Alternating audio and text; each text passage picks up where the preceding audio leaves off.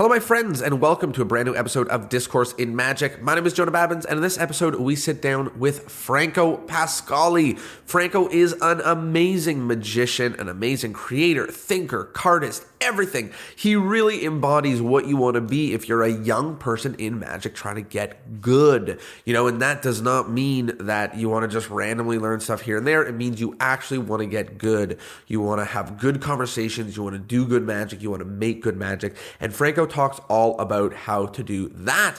Between the magic that he has published, performed, consulted on, and shared with Magic Intel, he is an expert in the world of magic, and he's young too. You are going to love this episode with a young magic legend. Can I say that? I don't know. Well, here he is, the one and only Franco Pascali.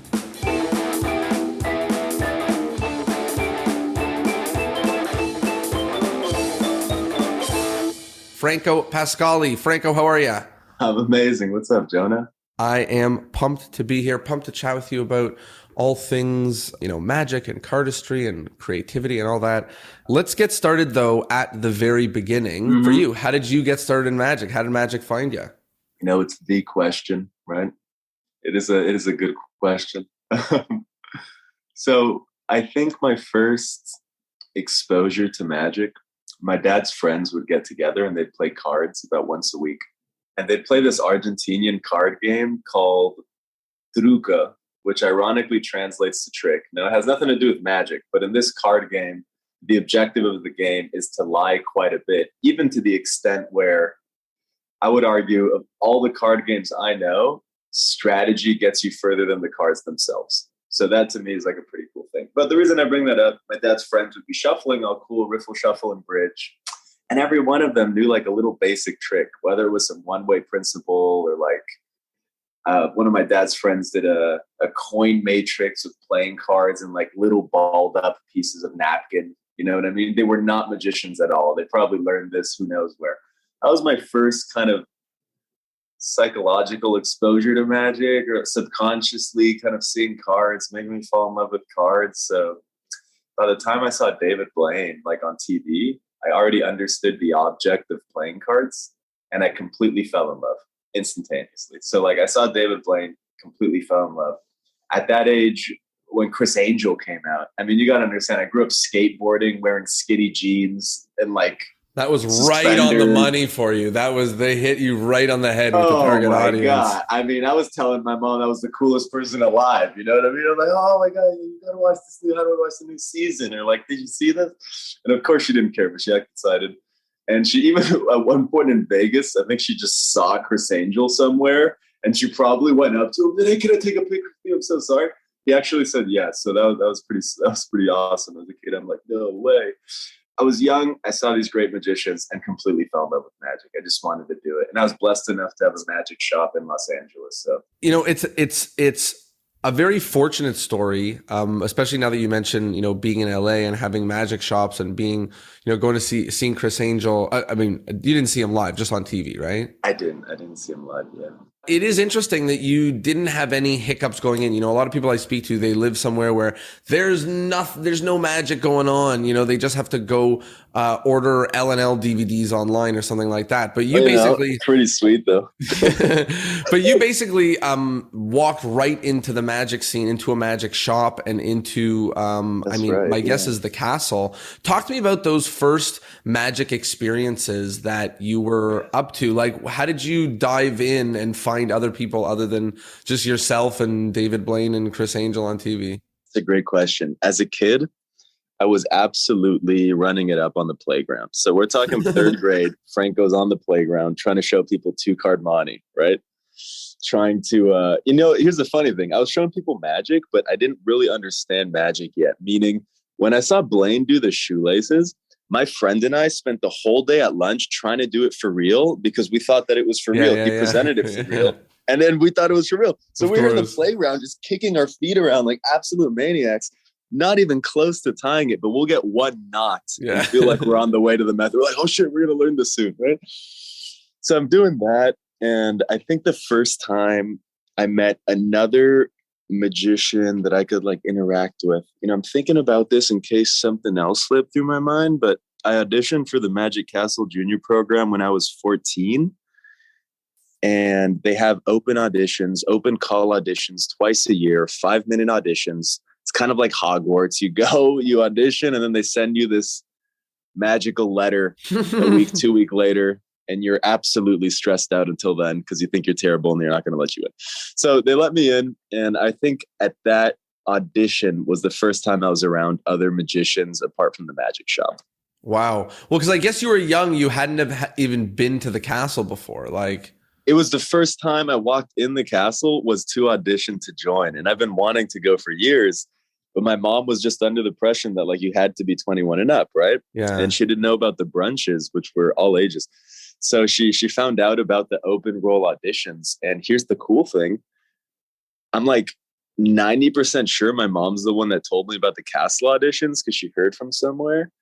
And I kind of fell out of magic for, let's say, 2 years from like 11 to 12, maybe 12, 13, because I was just skateboarding, playing Call of Duty. So I'm just like kind of doing my thing. Mm-hmm. Then the Paul Harris True Astonishment set comes out. Now, keep in mind, prior to then, I did cards, but at this point, my hands were close to more fully formed, and I could palm, and I could handle things much more easily than I was able to in the past. And in my whole, 10s and 20s of trips to the magic shop, asking my mom to buy me stuff, I'd always be disappointed with gimmicks, let's say 9 times out of 10. So when I see this Paul Harris set, like the real winning formula for me was powerful mystery with an ordinary deck of cards, along with all of these other items, because there was so much dense content on that. So from that moment of like getting the True Astonishment set, I'm about 13. I'm so excited to learn this routines that I'm literally like waiting to go home to practice them. I can't wait. And practicing anything at that age is not fun, right? Nobody wants to practice anything. Sports, but I don't want to practice. I want to do my homework, practice how to do math or practice this. But magic, I really wanted to practice it. Like I needed to practice it. And from those days to now, I would say the full throttle has just like kept going up, like became obsessed. I auditioned with the program. I auditioned to the junior program at the castle with a routine called Re-Swindled by Caleb Wiles, which I know is also, I believe, in his book, and it was in the True Astonishment set. And, I did that, and I did a quick sandwich trick to open by Daniel Garcia, which was using his OPP production at the time. And I got in, and that's how the card obsession just continued to snowball effect into now. I have so many questions and so many follow-ups about it, but I love you talking about, the magic shop and just going and being so excited to practice. You made me think of a memory of like being on a city bus, which I was on the way home, taking me like an hour with a bag of stuff, a plastic bag of stuff from the magic shop, like a book and like some gimmick and some like notes with it, and just being like trembling with excitement to get home and play with, whatever this is, this like, shell or something, whatever it is that I bought. So definitely resonate with that. I'm curious about what it's like. We'll talk a little bit about the castle now, but after the audition, what's it like being a young person in and around LA, in the magic scene, in the castle? I've been super interested in magic communities. I've been in different cities. I've been all over, and magic communities have been really interesting to me. And so what's it like for a young person in LA near the castle? Is it good? Is it restrictive? Is it competitive? What's it like? I would say without the castle, it's not that like I wouldn't have fallen in love with magic as hard, because I absolutely would have. I already loved it. But the castle did make it feel more real because there's young magicians near you, like around you. So it just felt really real. The way the program worked was actually pretty cool. It's like underrated because a lot of people don't have this. And so what happens is we meet once a month. And the way the meetings go is even if you're a junior member, you're not allowed at the castle at night. Unless you're like exceptional, and I'll get into that later. Like at a certain point, I think around 17, 18, they're like, all right, this kid could just do like normal weeks, which was really cool. But you would go to the castle once a month for these meetings. You would start in the inner circle, which is near the Peller Theater at the Magic Castle. If you know what that is, it's like downstairs by the library.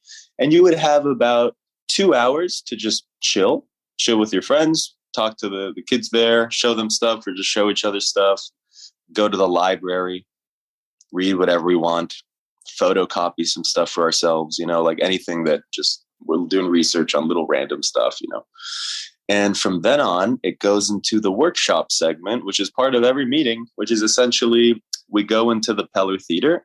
We have like kind of little business meeting of just things going on around the castle, what the next event is. And then they ask who's trying to try things out for the room.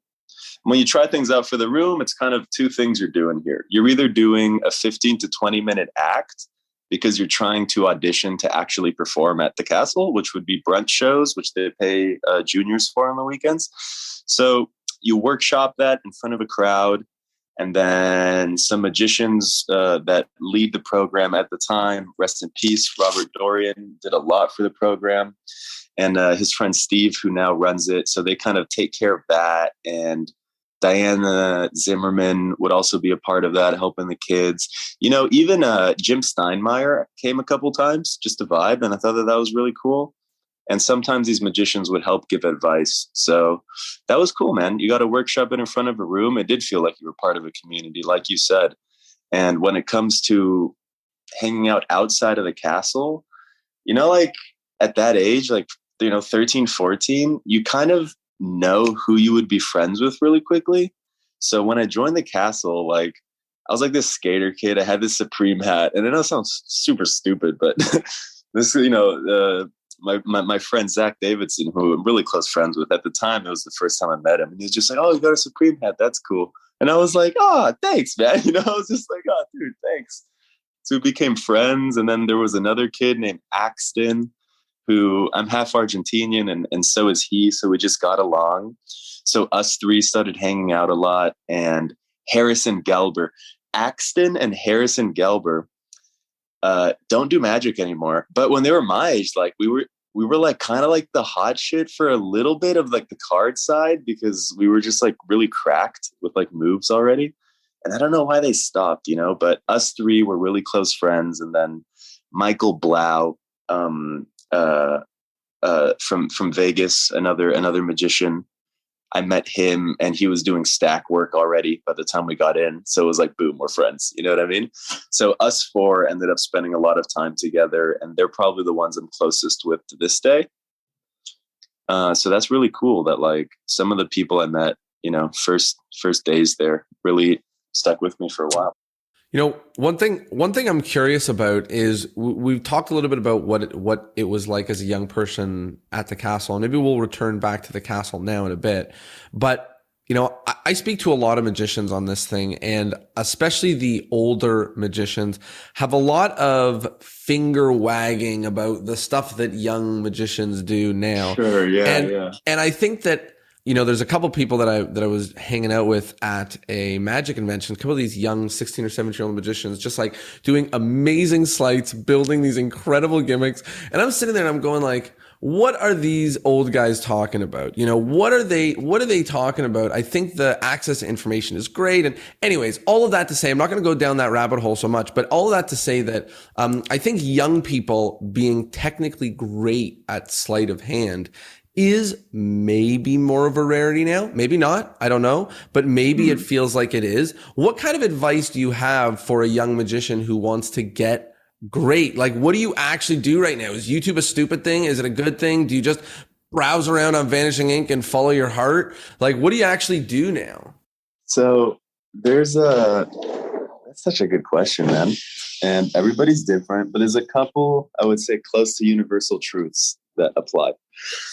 I'll read you something my close friend Tony Picasso posted, just because I think it's like slightly relevant. But he has a series of quotes that's a picture of him, and it says, "Anyone can do what I do. All you have to do is have studied the same books I studied, practice 6 to 8 hours a day for 7 days a week for 40 years, travel the world to meet with other card magicians and study with them. Be able to do this under pressure in a live game where it matters. And best believe you're the best in the world. That's it. Easy, huh?" So that was his way of saying, like, Yeah, that's all you have to do, but you have to do it. And to me, what's important about that is, I received compliments early on, and I would maybe even argue I was more arrogant like when I was younger than 20 because I just thought I was really cool, and I just have that like young hot shit energy. I don't feel, that way anymore, but I was good at the time, but I also relentlessly spent hours on these sleights. I never ever shied away from finger positioning. And if we're getting technical when it comes to sleight of hand, the finger positioning you're reading in a book is pretty much what you're going to end up using, but naturally you're going to change it a little bit based on your hands. That's just kind of the nature of magic, right? It needs to work well in your hands. And some people just don't even understand that a finger here and a finger a fourth of a centimeter to the right could be the difference between the move working or not, right? So approaching every move by practicing ultra slow with complete awareness of where your fingers are at every second, I think is super helpful. And that's helped me a lot. Just like kind of doing it over and over again, repetition, doing it without looking, showing people, And when it comes to sleight of hand, I think the most difficult skill set to kind of inject into your magic isn't the sleight of hand itself, but it's the idea of sleight of hand from an efficient standpoint, which I don't see too much of today. Like, I love sleight of hand, but I hate seeing a routine that I feel has too much in it and doesn't give you enough. That to me feels inefficient, right? Because in magic, we got to ask ourselves these questions. What does this sleight achieve? This sleight achieves the effect where the card ends up in an envelope that you sealed shut in front of everybody, let's say, okay? If that's the effect, you have to simply ask yourself, is there another way to get a card in the envelope that is sealed in front of the audience that's easier and potentially cleaner? Because sometimes there is, right? So all those grueling questions are very important when it comes to all of magic and sleight of hand in particular, because sleight of hand does imply some form of difficulty. And when you're live getting paid, good money, let's say, in front of people, and there's lights and there's pressure and you're sweating, you just got to do it, right? You just got to be able to do it. And that's separates the men from the boys sometimes. What resources would you recommend for somebody who wants to get started now? And I'm lightly sort of commenting on that our world of magic resources to go look at are very different than it was 30 years ago and 40 years ago. We hear these stories. We're so lucky. And we hear these stories of people like, driving for 9 hours to watch somebody do a bottom deal or something ludicrous, right? And like, we don't have anything like that. I mean, yes, working with magicians is great, but I can go watch a 2.5 hour Jason England video on the second deal. Like, it's a joke. It's a joke what we have. So what do you recommend if there's a magician who's getting started? Now the problem is not famine, it's feast. There's too much. Where would you go? It's, from scratch, it's really hard for me to say, because even myself, I teach people I have a couple students that are just like a dad somewhere in Florida that's never done magic, but decided they want to start learning some magic. So I do kind of have to teach them from scratch. And I don't know what the best resource is. I think the best bet is to just go absolutely ham for the first year, trying to just soak up as much knowledge as possible. And I'm telling you, man, you will, because nowadays you see people 1 year into magic doing crazy shit, period. Like, we used to not have that. So just the fact that happens, I think there's a reason for it. And that's because it is possible to do that. Even just YouTube surfing, right? Even YouTube surfing, if you know nothing about magic, if you're somebody that just decides to go, I'm going to learn how to do magic on YouTube, but I'm going to put in the hours, you're already winning. Like, even if you're that guy, I think you're going to do good, because there's so much out there. You'll do great. Like, you'll be fine. You could do way better. But you will do totally fine if you just put in the work and storm around. Also, just to answer that, circling back to the origin, because I can't forget this. Of course, I was looking up how to do magic on Google and YouTube. I mean, of course, bro. I'm 7'8". I'm going to Google it. You know what I mean? Like, I'm trying to see the sauce. What year were you born? I was born the year Blaine's first special dropped, which is 1997. Wow. Yeah. Yeah. It's amazing what you're saying. Like, cause it was the same as me, right? Like I found everything through Google, through YouTube, through like these like random blog, like WordPressy looking websites, Oh, that are same. just Like like David Blaine magic trick revealed, right? exactly, And you're right? like, what am I reading? But it was Like, kind of sick. Like freeze a fly, bring fly back to life. You're like, oh, magic's sick. exactly. That's exactly right. Just like, I don't know. We were part of that same funny generation, and like now the quality is better, but also worse. The quality Absolutely. is better out It's there. more everything. More Yeah. bad, more good. Oh, it's more everything. I love that. Okay, let's talk a little bit about the castle now. Now that you're not a young person at the castle, what's life like there? What's it like being a part of the castle, especially now that feels like everywhere is opening up a magic venue, and now magicians touring around and performing venue to venue is maybe at its most popular or close to Yeah, it. I can see what you're saying. Yeah. Yeah. So how's it like being a part of that now? Castle's great. I recently did a close-up appearance in the close-up room. I'm bad with time, but let's say about a month and a half ago, something like that. It wasn't too long ago. And before then, I hadn't done it for 3 years because it was closed during COVID. But also, what happened was, so Jack Goldfinger, if you know him, he's the booker of the castle. And because I've been performing in the close-up gallery in many rooms since I was like 14, right? Everybody does know me there, so it feels really good. It's like one of the few places where like I walk in and the front door guy still knows me. Jack's still at the club. I could talk with him. Howard Hamburg's always going to be in his corner doing his thing.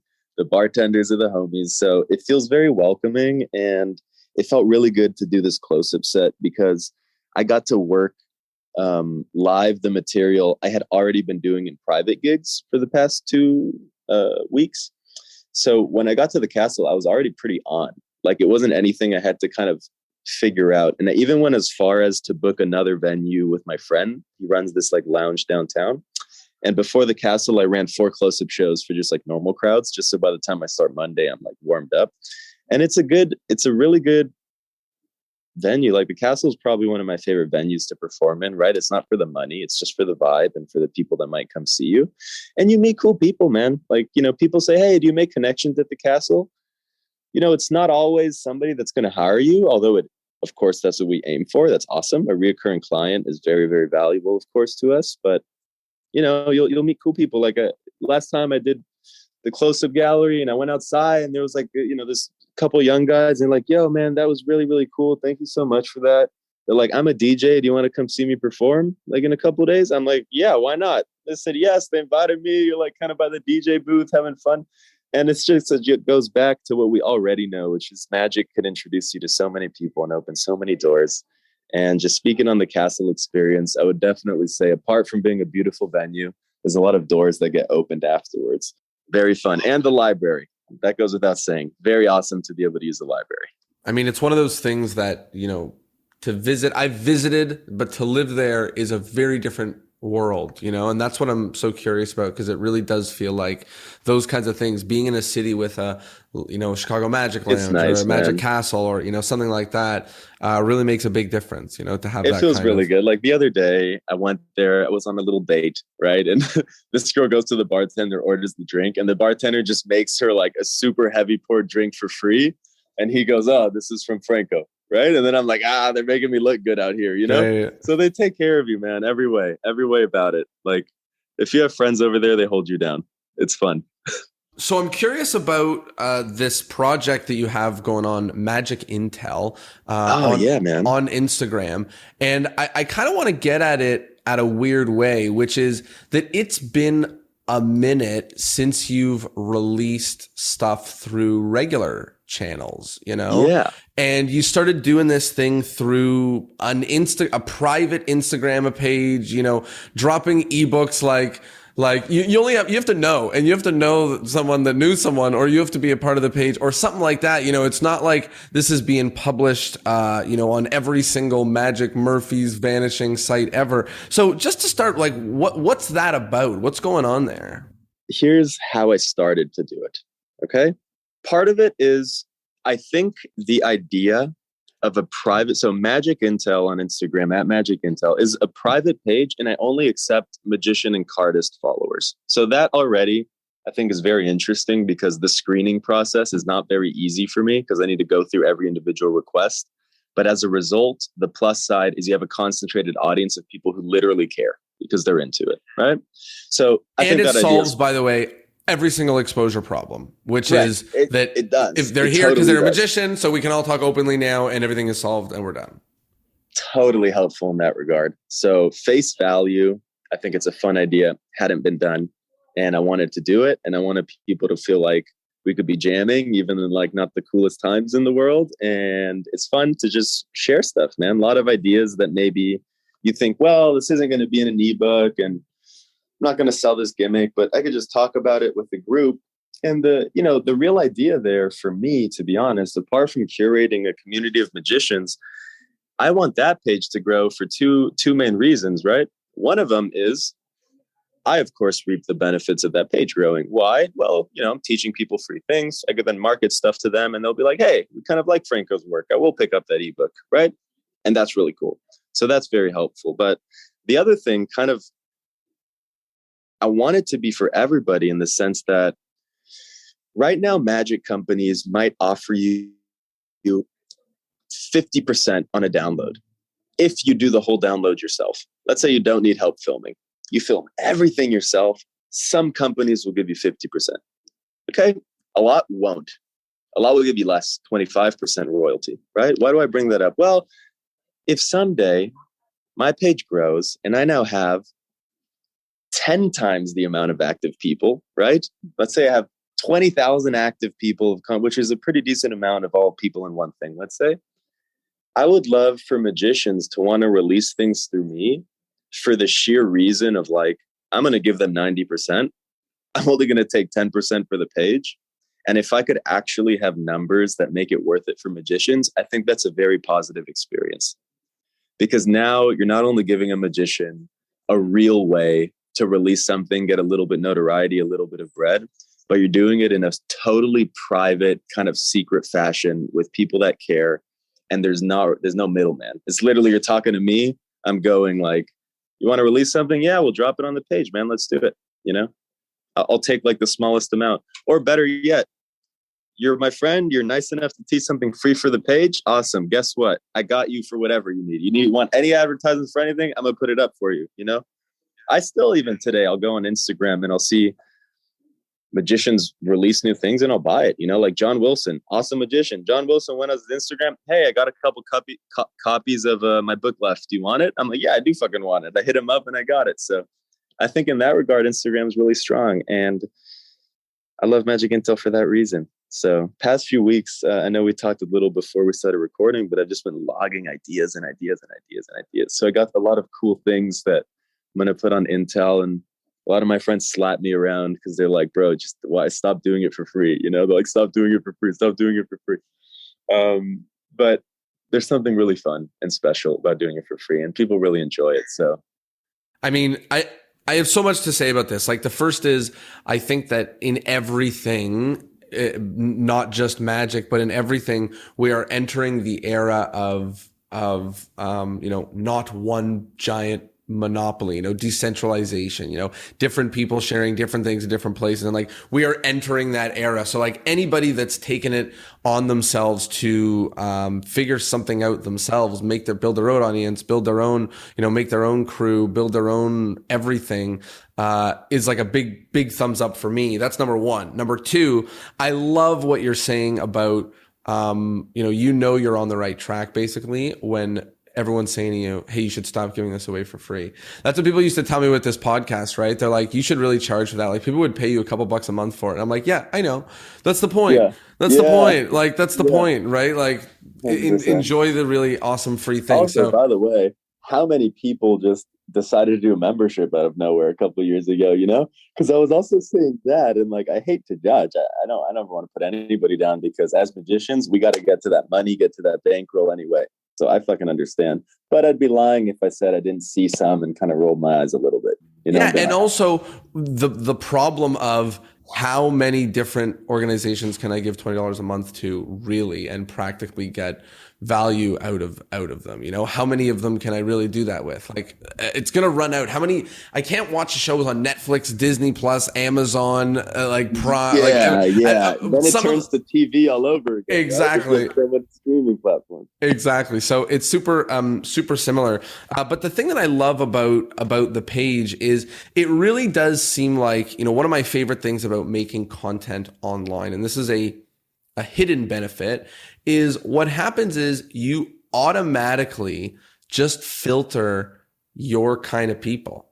Because the people that don't like it don't stick around, and the people that don't really like it don't really engage. And all of a sudden, after 3 months, 6 months, a year, 2 years, you've actually made some friends, and these are people that have more in common with you than any other friend you've ever met on the planet in your life, you know, because these are the people that check so many boxes, you know, that they're there. So it's pretty cool to see that page and almost see that happening. I'm sure you've made some pretty close friends and jammed with some pretty epic people. A lot of close friends, you know, a lot of close friends.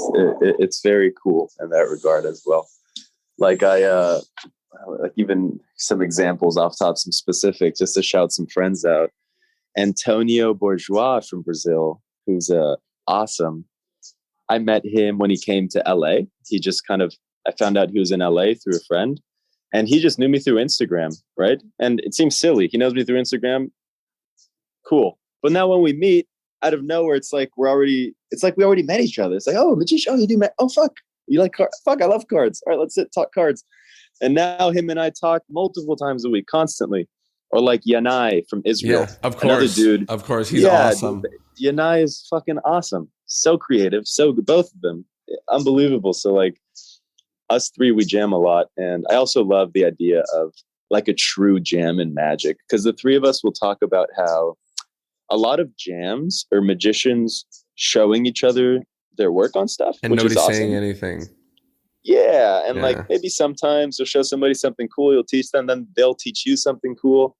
And that already happens so much. But for us, we do kind of focus on like group sessions, focus creativity, and creating things together. So we might give ourselves the mantra for 30 minutes of, all right, the mantra is hilarious 15 seconds at the beginning of a card trick. And now we'll think about that for an hour. Let's see how far we get. Sometimes we get so far, we end up thinking 3 hours on just outrageous, stupid card funny stuff, right? Sometimes we're there and thinking, okay, the mantra is hands off non-card magic. And now we spend 30 minutes trying to figure out some hands off non-card magic, right? So that's kind of how we approach jams a lot. It's very focused. Sorry, we got a plane. You know, it's actually both focused and it sounds pretty haphazard, you know, just meeting and going, hey, let's jam on card tricks with a blue deck and a red card. No, okay, go. It is like that, though. It is that random at times. It really is. If somebody is listening to this and they want to not just learn some of the stuff that you're putting out, but they want to be able to make magic and have ideas at the kind of rate that you have them. Yes. That's the thing that everyone is trying to figure out when they say like, how do I be creative? What they mean is like, we all know that if you sit at the problem long enough, eventually like you'll have either figure it out or you'll give up and you'll figure out something else. But how does somebody make so much so often? Like if I publish a lecture notes, it's the tricks that I've been working on for the last 15 years of my life. You know, I these people, you know, like yourself that are able to say like, I have 2 and I have 4 more coming, and you know, they're all great tricks that I came up with. I'm like, how is that even possible? So what kind of advice would you give to someone who's wanting to not just make stuff, but make lots of stuff? I'll say a few things on this. One thing is when I was, so I keep going back to like these 14, 15, 16-year-old days at the castle almost. There, I was, I think, pretty good at performing for my age. I knew I enjoyed it, which I think matters more than being good or bad. Okay, I'll say that. I knew I enjoyed performing. And on top of that, like, I wasn't too bothered by creativity, but I also was convinced that I was not creative. So for whatever it's worth, if anybody does consider me a creative person, thank you. I love you. But when I was younger, I didn't think that was a possible thing to achieve. I thought I wasn't that style of brain. I thought my talent was not that, right? But creativity, like Einstein said, creativity is intelligence having fun. And how do you get intelligence? Well, that's just your intelligence in magic. And that's transmitted through every second you spend watching a show, every second you spend reading a book, every second you spend practicing magic. So as I kind of went through this journey in magic, collecting different routines, gaining performing experience, finding out through my own trial and error what worked or not, the creativity could come naturally based on a problem solving basis. And from there, you can get more like creative with it. The other thing that's important to know is, I'm blessed enough to, speak with Kaylin Morelli, who is a close friend of mine. And I think he just might be one of the most creative people on the planet right now in the world of magic. So I'll just say it like that, because it's unbelievable, this guy. And I want to be like Kaylin, like when I met Kaylin, like you want to be like Kaylin, like you see Kaylin, you go, fuck, I want to be like Kaylin. This guy's crazy, right? Like that's what comes through my mind. And Kaylin would tell me, like, he would go through these vigorous exercises where he would force himself to write 100 ideas a day.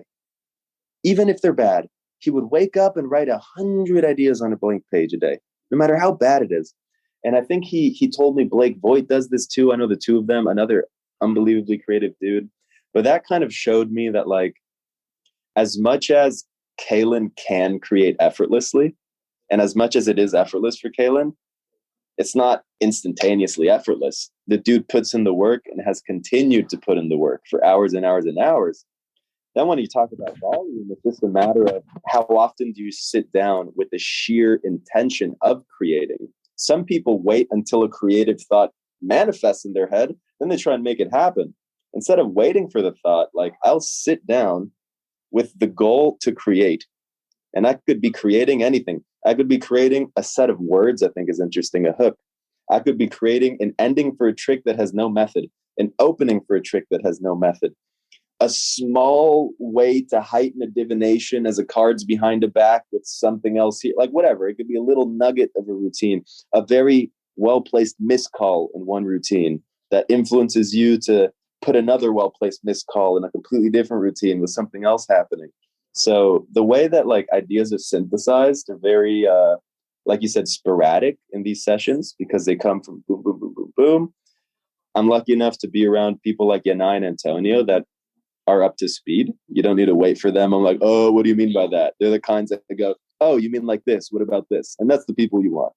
You want the people that you tell them, what about this? And they go, what about this? And then the other guy goes, and what about this? And then you go, and what about this? Like, that's the best jams, right? Because now you're looking at all of these avenues and you could pick one together, talk about it together.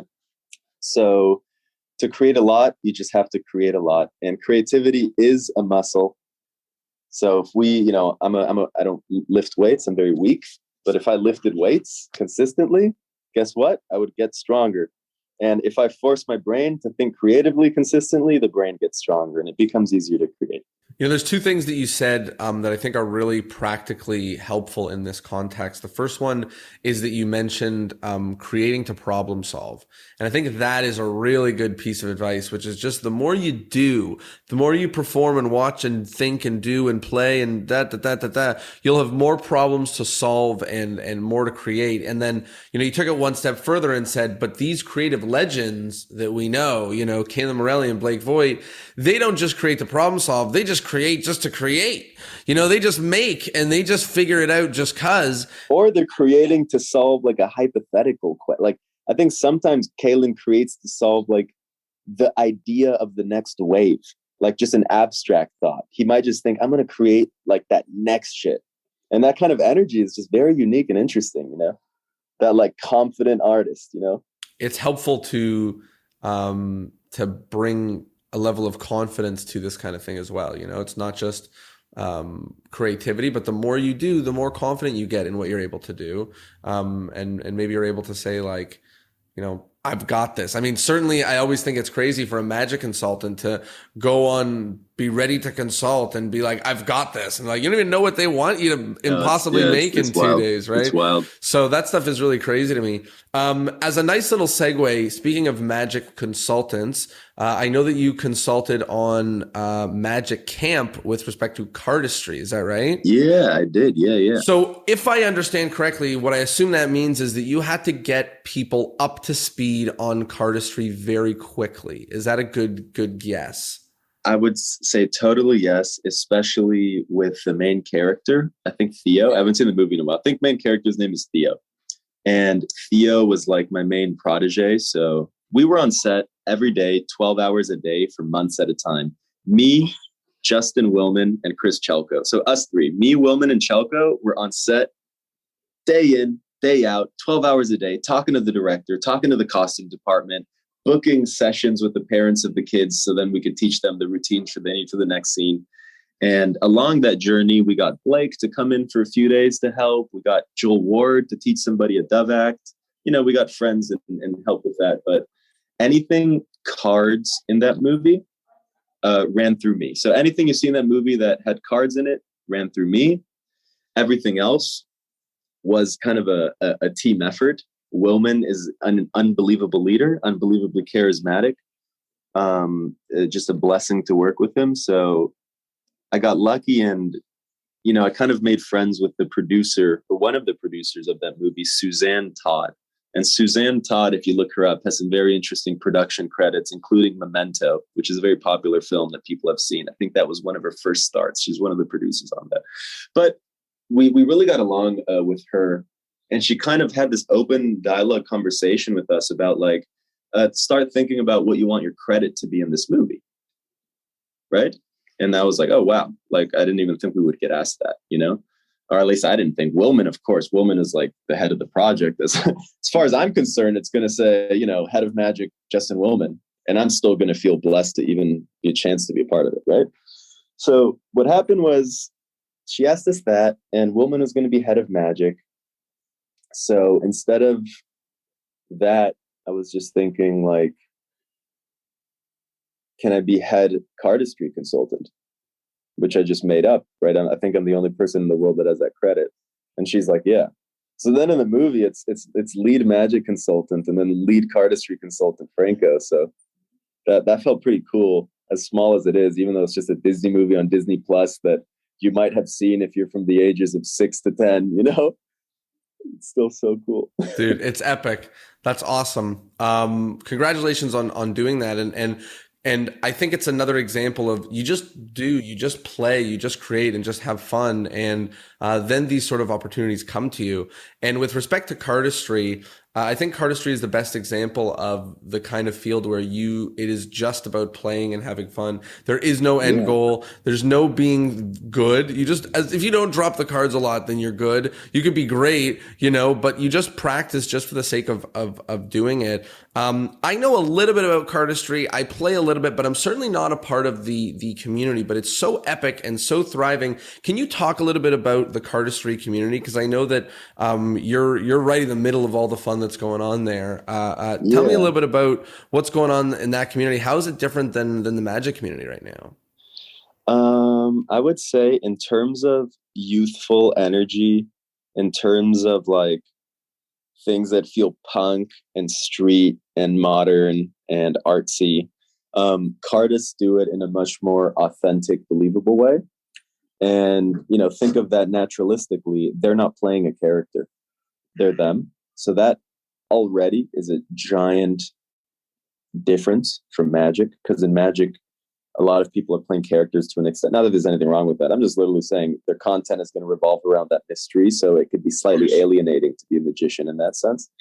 Cardistry is more authentic and raw. So the content just seems more cool and relevant.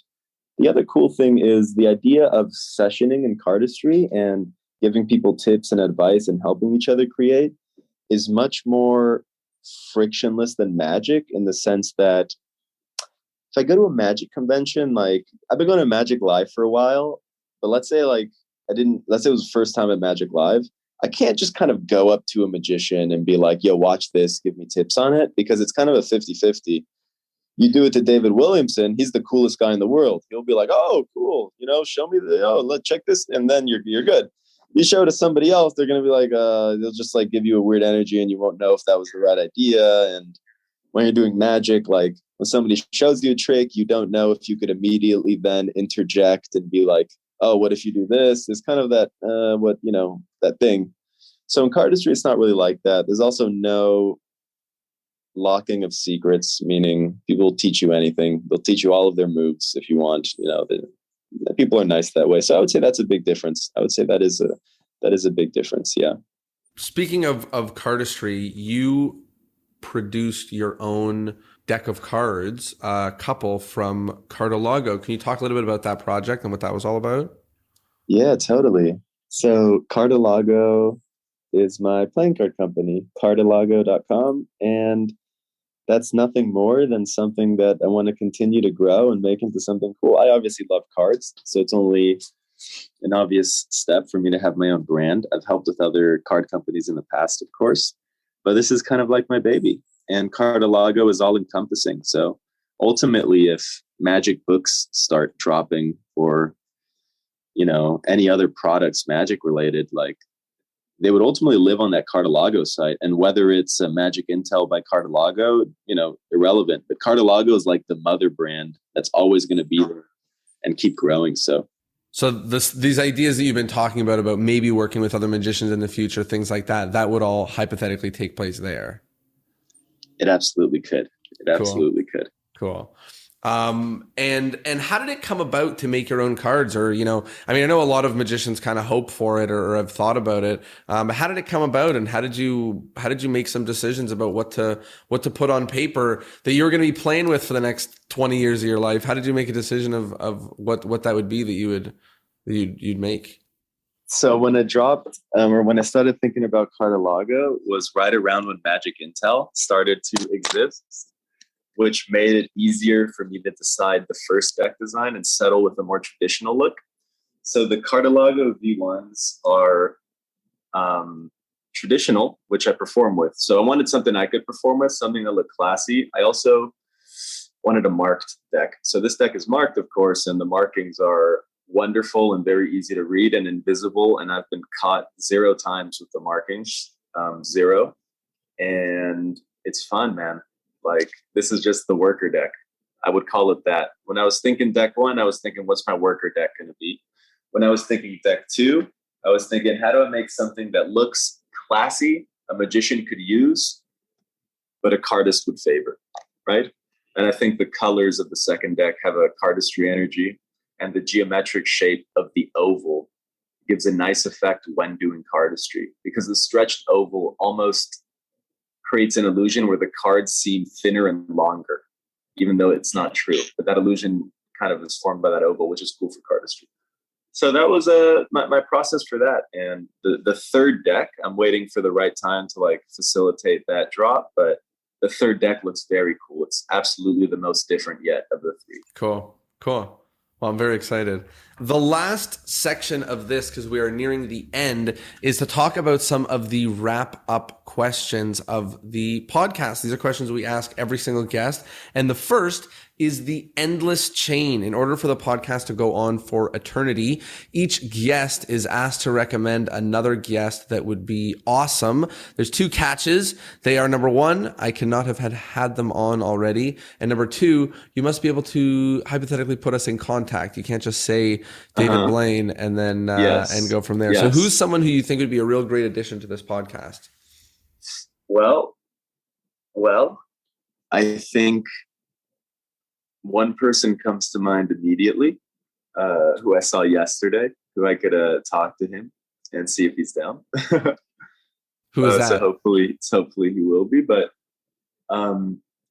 there's a gentleman named Tony Picasso. Cool, yeah. Who goes by the Card Father. And the Card Father has been just LA kind of underground sensation in magic. He's done many exclusive private shows at the castle for some of the most prestigious guests. And he is unlike any other performer I've ever met. He's just so far advanced and ahead of the game in terms of thinking. He's a very unique, intelligent person. His aura, his personality, his charm is very specific and awesome. And he just oozes knowledge. So I think any conversation I've ever had with him has been life-changing. So I'm sure you would enjoy talking to him as well. That's fabulous. Tony is amazing. That's fabulous. Tony Picasso. The next question is about modern magic. So a lot has changed in the world of magic. We touched on it a little bit in this episode, but what's one thing in the world of modern magic that you like about magic? And what's one thing in the world of modern magic that you don't like? I like that there's a lot of creative young people right now. And I like, even though it's like a double-edged sword, the fact that there is so much information is an amazing thing, because that's allowed a lot of advancements and, gimmick building definitely comes to mind with these advancements, right? Gimmick building is insane. Yeah. It's insane. So I think that's very exciting in modern magic. I think the modern gimmicks we have now are very exciting. And we see a lot of garbage, but there's so much gold. So that's really cool. One thing I don't like, anything inauthentic in magic, like the fast food culture of these videos that aren't really planned out and they're kind of cheesy. I hate cheesiness, and it sucks because that's such it's built into loose magic. word. A different reason too, but yeah. It is kind of built into there's magic. There's a lot of it. We have to dig ourselves out of that hole, For sure, yeah. So even though it's subjective, like a lot of times when I see any cheesiness, I hate it. When I see any stupid TikTok magic, I just hate it because it's content for just like the brain dead. And when I see I don't know. I just don't like that, I think, mostly. I think that really came to mind, which is what a lot of people say. I know a lot of people don't like that TikTok stuff, but I would say I also am not a fan. I think right now everybody is so sensitive to people's emotions in a good way. Like, I think as humans now, there's so much media, we've consumed so much that if something is corny or cheesy, it hurts way more now than it used to, because we can feel authenticity. If something isn't authentic, we can tell immediately, from the people that we follow and people who can make content and speak and engage and all this stuff. So when something isn't authentic, it hurts immediately, and in magic there's a lot, there's a lot of that. So that's definitely a good one. The next question is the take home point. People have been hearing us talk about magic now for a while, and we talked about a lot. And if they're going to think back to this episode, they're not going to remember all of it, but maybe they'll think back to one thing or one lesson to take from this conversation. What would that lesson be for you? What do you think something that people can take from this and put in the real world would be? I would say when it comes to performing magic and being a better magician, there's been a lot of glorification of ideas without backing. And for me, the backing is the actual hours that are spent performing. So really understanding that is super important. Picasso always says to me, some people walk the walk, some people talk the talk, but we work the work. And there's a lot of, realness there. Mm-hmm. So really understand what's been said a trillion times, which is that your audience is your best teacher. You also have to be fully fearless of failure. Failure has nothing to do with us. Failure is beyond us. All we can do is our absolute best, and then go do it with a good heart and good intentions. And the rest does not matter, will not matter, won't matter to anybody watching because they'll forget it. Matters to you, but it's all imaginary. You got to get past it. You get desensitized to failure in magic, which is a very good thing if we're talking about stage time. As long as you're still motivated to improve, being desensitized to failure, I think, is not a bad thing, and to a certain extent, right? And if you find a repertoire that you love, if you find magic tricks that you love to do, I don't care about the method, I don't care about the effect, the presentation, but if we're just talking about the one thing that's true about this said piece is that you love to perform it, it'll somehow show, and it'll be the best thing you do. Yeah. So find that repertoire you love to perform. Absolutely. We're all going to be nervous on stage, but if you're nervous to do tricks you love to do, it's not so bad. I love that. I think that's a great lesson. Both of them, both of doing what you love to do, and also just going out there and performing. If you want to get good, it doesn't happen watching Magic for Humans, although that's wonderful and it helps, but getting good happens out out there. Performing, doing stuff, not being afraid to fail. I love what you said about failure. You know, it's not your business. It's not the audience's business either. It's nobody's business. Don't even worry about it. You know? Yeah, don't even worry about it. Just don't keep even worry going. about it. Just keep doing it. I love that. Thank you for that. And last thing is plugs. Where can people find you, your magic intel? How can people be a part of all this? Oh yeah. So I would say Instagram at Franco Pascali is my personal, but if you're interested in being a part of a cool magic community that teaches free magic, follow at Magic Intel, which is a private account. I'll accept your follow request. I might DM you to send me a video of you doing magic if it's on private, just to make sure that we're all good there. And Cardilago at Cardilago, Cartelago, Cardilago.com, or at Cardilago on Instagram if you're interested in getting playing cards. Like I said, for the magicians out there, the mark deck I use is a worker, and I use it all the time. So if you think that would be interesting, go for it. You can see a film I made on the page associated to the brand that is very fun. So please check me out on that. And I almost forgot, I just dropped a download with Theory 11. So you can check that out. Disposition at Theory 11. It's my take on the Bannon Triumph. So we hit up Bannon, asked him if we could do our little spin, and he was very nice and helpful. So we've got a project going. So I think that's it. Fabulous, dude. That is awesome. Thank you so much for taking the time to chat. This was a wonderful conversation, and nice to get a peek into your world, the Magic Intel world, the Castle world, and all the fun that you've got going on over there. So thank you for joining us. Thanks so much, Jonah.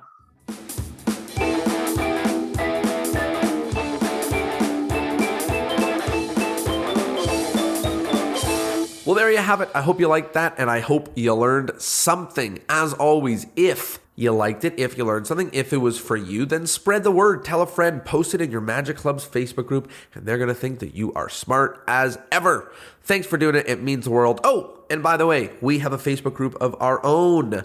Facebook.com/discourse in magic. I think that's it. Anyways, there's a link down below. And if you join it, I've been making daily videos about your magic business and about your magic and how to make them both moving.